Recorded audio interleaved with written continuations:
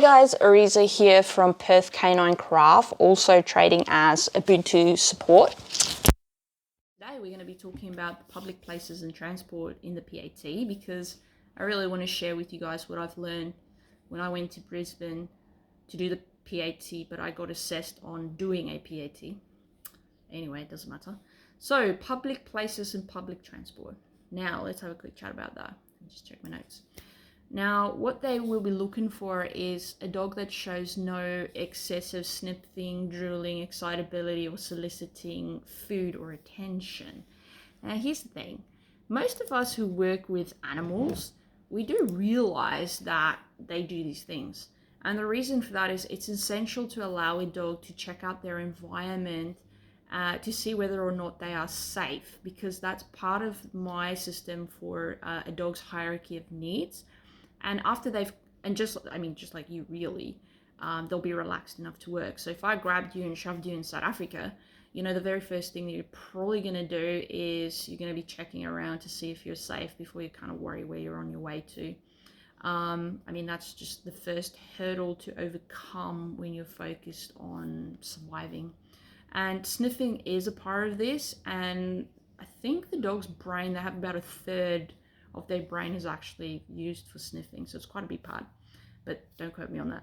So it is essential to teach your dog to do this in a reasonable amount of time and place, so that they can then relax and shift into work mode, just like we do daily. So that's important.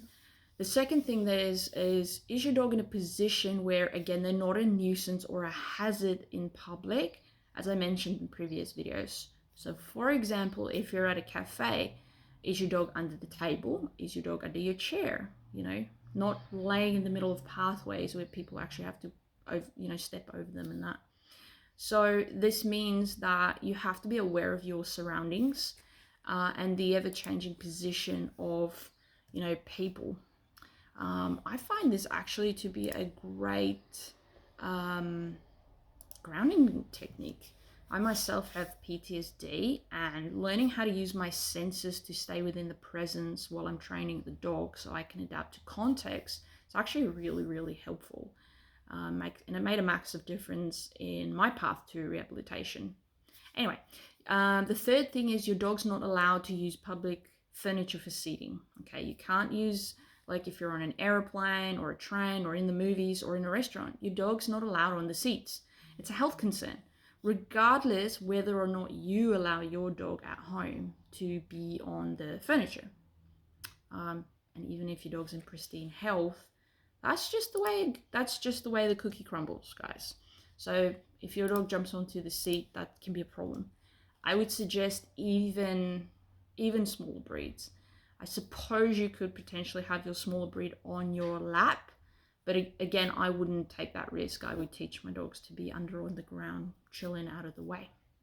Fourth thing is it's your responsibility to learn how to advocate for yourself and for your dog regarding where you're going. Now, what I mean by this is an assessor actually has to, one, take you on public transport, and they have to do one of them.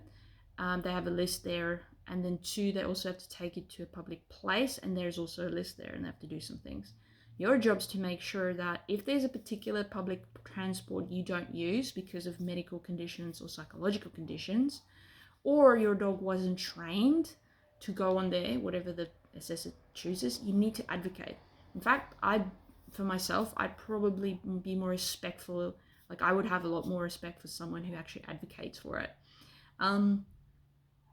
I actually do know a dude who has his own assistance dog for PTSD and medical conditions with his back and knees and all that.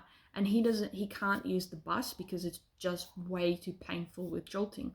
So sometimes the assessors might just ask you if we can just see what your dog does being thrown into a completely new situation. However, I don't think they should use that as a failing technique. But anyway, so one of the first things that the assessor will do is they'll choose one of the following about 5 options for public transport. So bus, train, tram, taxi, ferry, if possible with the ferry, obviously. So again, if there's one of them you don't use for whatever reason, or your dog's never been trained on it for whatever reason, make sure you tell them. The second one is the assessor must choose at least 2 of the public places of bus stations, train stations, going up and down in a lift, going up and down in an escalator, so that's the moving stairs at an angle, or a travelator, which is the moving platform at an angle. Now, I will mention here in terms of that specifically, there are some organizations that have a preference on what they will not teach based on their own opinions, and you need to find out what they are. There are actually some organizations who refuse to put a dog on an escalator because they find that it's a hazard to the dog itself. You need to find out.